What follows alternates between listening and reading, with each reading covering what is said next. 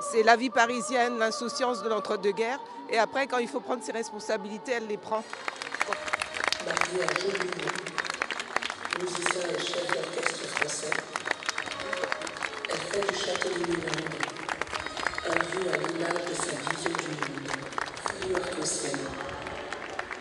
12 enfants de toutes origines adoptés dans le monde. Pendant plus de 15 ans.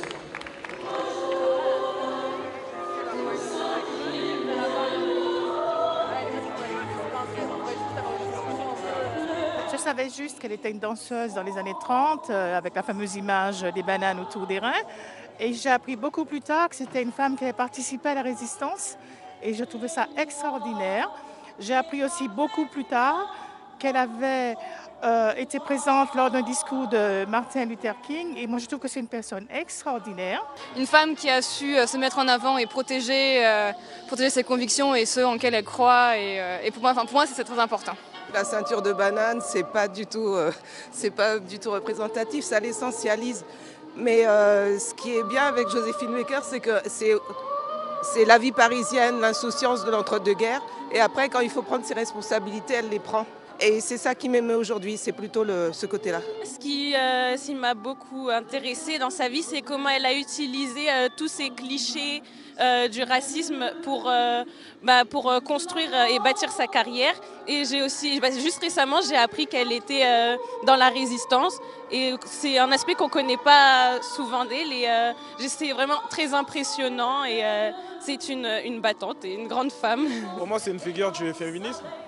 Et je pense que c'est important de commémorer de tels personnages pour la nation. Et voilà, le fait qu'elle a pu passer par la culture un moment pour transmettre cette vision de la résistance et de la liberté d'un côté. Et c'est quelque chose de pertinent, je pense qu'on pourrait réutiliser de nos jours. C'est un être humain fantastique. Ce que je retiens, c'est sa gaieté. C'était une femme joyeuse et qui lui a permis justement d'affronter toutes les situations, que ce soit personnelles et internationales. Et puis bien sûr, on ne peut pas faire l'impasse sur le courage qu'elle a manifesté pendant la guerre. Et ça, c'est fabuleux. C'est fabuleux. Juste un caractère en fait, quelqu'un qui avait l'air aussi très doux, très préoccupé par les enjeux du monde et puis aussi par la misère qui l'entourait.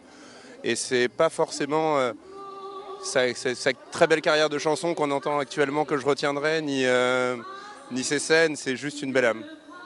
Juste une belle âme qui aujourd'hui va rejoindre, comme la première femme noire, les illustres noms du Panthéon et juste ça, ça veut dire beaucoup.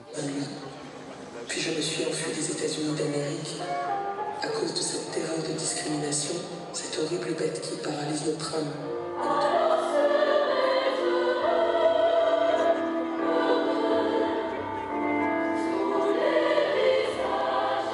J'espère que les lignes vont continuer à bouger pour qu'on intronise beaucoup plus de femmes au Panthéon parce que beaucoup le méritent et beaucoup sont oubliés et passés sous silence et vraiment il est temps que ça change.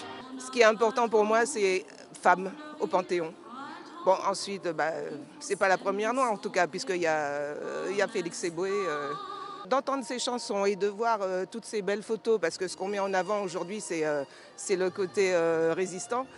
Mais c'est émouvant, je ne pensais pas être émue comme ça. Toutes les personnes qui ont fait des choses très belles et très grandes pour la République et pour tout le peuple méritent d'entrer au Panthéon, qu'elles soient femmes ou hommes. C'est surtout l'être humain que c'était. Et je pense que c'est ça aujourd'hui qui est honoré, mais d'un côté, quelque part, oui, parce que je pense que plusieurs femmes aujourd'hui et femmes de couleur vont réussir à se représenter et à se sentir représentées. Et je pense que le but est accompli quelque part. C'est aussi un symbole qui montre que notre société évolue, certes lentement, mais au moins il y a des changements et c'est beau pour